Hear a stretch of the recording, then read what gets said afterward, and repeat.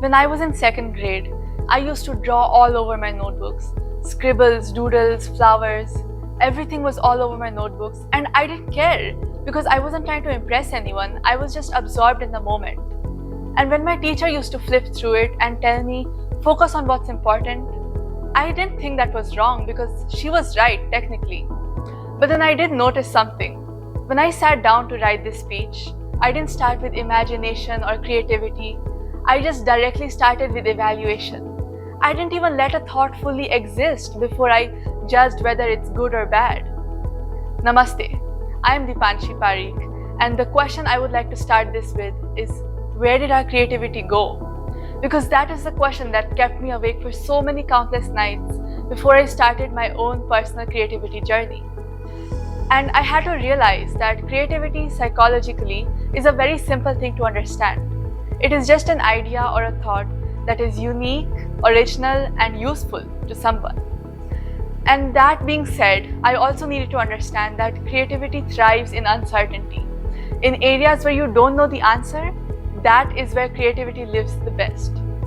And with that knowledge in mind, I started my journey understanding different layers of shifts that I had to go through to reignite that spark of creativity.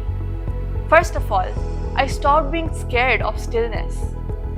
Did you know that there's a study that shows that a group of 5-year-olds had a much higher creativity index than adults?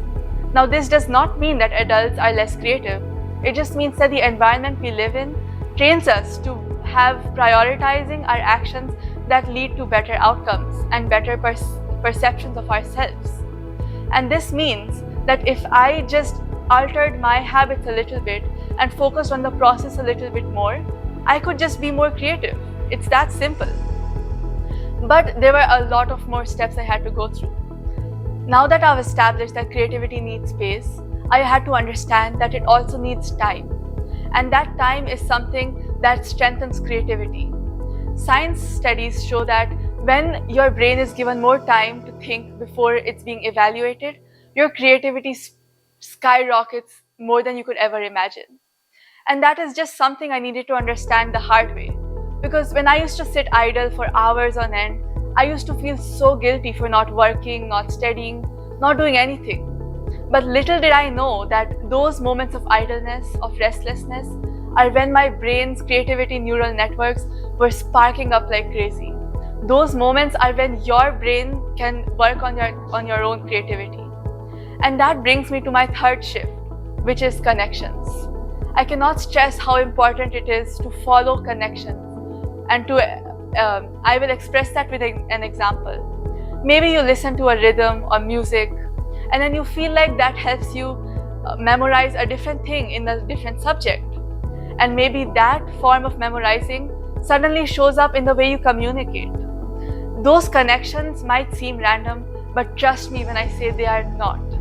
Those connections are the strongest examples and the strongest indicators of your brain being creative.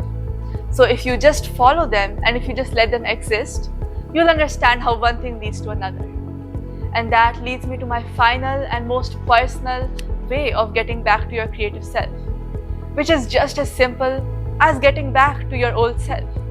I know for a fact that every one of us here have felt a moment in their lives. Maybe it was an age, a particular day, a place where you feel more creative. But everyone has that one thing that helps their thoughts flow more steadily.